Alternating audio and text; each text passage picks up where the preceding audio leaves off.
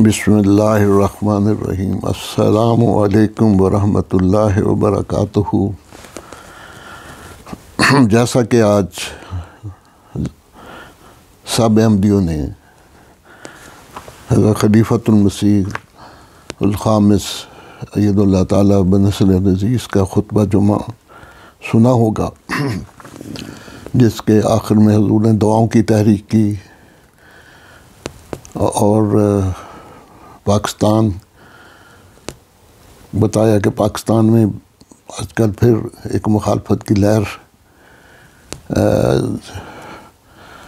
چلی ہوئی ہے، اور جو لوگ ہار گئے ہیں انتخاب میں، اور ان کو کوئی نہ کوئی بہانہ چاہیے تھا کہ وہ بس اپنے احمدیوں کا کوئی مسئلہ ان کو پکڑ لیتے ہیں اور پھر وہ کوشش کرتے ہیں کہ اپنا اس طرح شروع شروع کر کے اپنا مقصد پورا کرنے کی کوشش کرتے ہیں۔ تو اس لیے حضور نے فرمایا کہ دعائیں بھی کریں احمدی اور صدقات بھی دیں، تاکہ اللہ تعالیٰ جماعت کو ہر شر سے محفوظ رکھے۔ تو خاک سار نے ایک نظم کا انتخاب کیا جو یہ کلام محمود ہے، حضرت مسلم موعود رضی اللہ عنہ کی یہ نظموں کی کتاب ہے، منظوم کلام ہے، اور موجودہ حالات کے حوالے سے یہ نظم آپ کی خدمت میں پیش کرتا ہوں۔ امید ہے انشاءاللہ تعالیٰ اس کے نتیجے میں ہمارے ایمان بھی مضبوط ہوں گے اور اپنے رہنمائی بھی ملے گی۔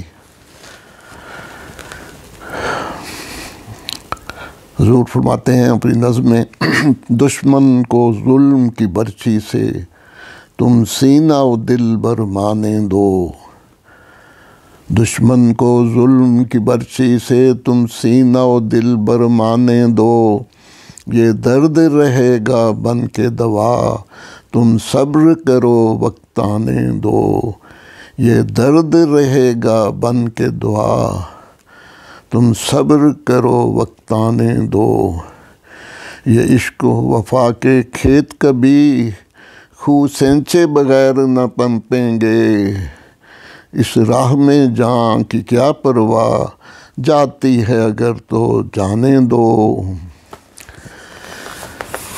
تم دیکھو گے کہ انہی میں سے قطرات محبت ٹپکیں گے، تم دیکھو گے کہ انہی میں سے قطرات محبت ٹپکیں گے، بادل آفات و مصائب کے چھاتے ہیں اگر تو چھانے دو،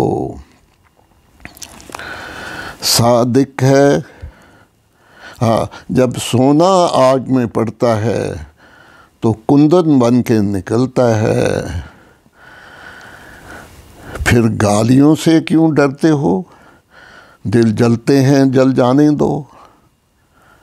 یہ جو مولوی آج کل رٹ لگا رہے ہیں کہ یہ قادیانی کافر ہیں اور اپنے یہ ختم نبوت کو نہیں مانتے، جھوٹ بولتے رہتے ہیں، ہر لگ پھل سے ہم مسلمان ہیں اور ہم ختم نبوت کو مانتے ہیں، دل و جان سے مانتے ہیں، لیکن یہ جھوٹا پروپیگنڈا کر کے لوگوں کو گمراہ کرتے ہیں کہ احمدی مسلمان نہیں اور ختم نبوت کو نہیں مانتے۔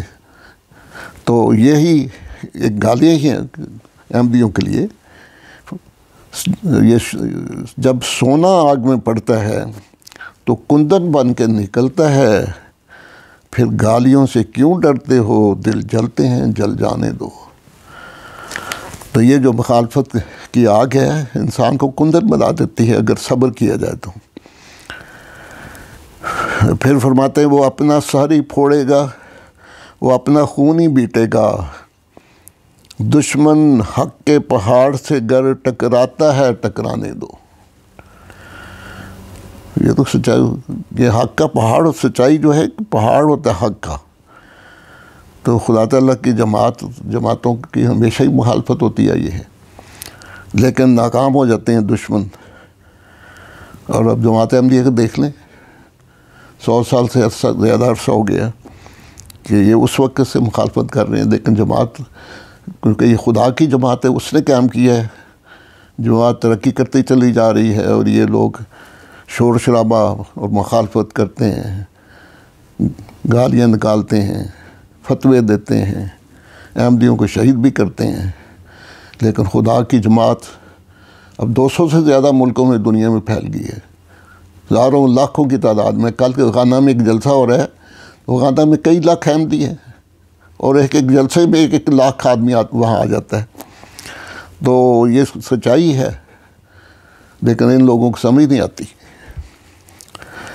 اچھا، یہاں وہ اپنا سر ہی پھوڑے گا اور اپنا خون ہی بیٹے گا، دشمن حق کے پہاڑ سے گر ٹکراتا ہے ٹکرانے دو، یہ زخم تمہارے سینوں کے بن جائیں گے رشک چمن، اس دن ہے قادر مطلق یار میرا، تم میرے یار کو آنے دو۔ کتنی دفعہ اپنے یار کو آتے دیکھا ہے، سن 53 میں، سن اپنے 74 میں، 53 میں، 84 میں، وہ کہاں جو احمدیت کو ختم کرنے کے لیے اٹھے تھے، ان کو کس طرح خدا نے ان کی خاک میں اڑ گئے وہ لوگ۔ تو یہ تو بہت بڑی نشانی اور احمدیت کی سچائی دنیا میں ظاہر ہوتی ہے جب وہ نشان ظاہر ہوتے ہیں، لیکن صرف وہ لوگ ہی ہدایت پاتے ہیں جن کے اندر نیکی اور سعادت ہوتی ہے۔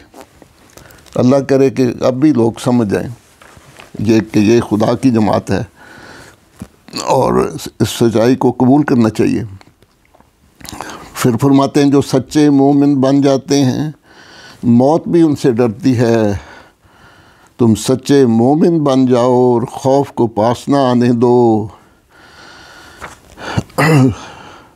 جو سچے مومن بن جاتے ہیں موت بھی ان سے ڈرتی ہے، تم سچے مومن بن جاؤ اور خوف کو پاس نہ آنے دو۔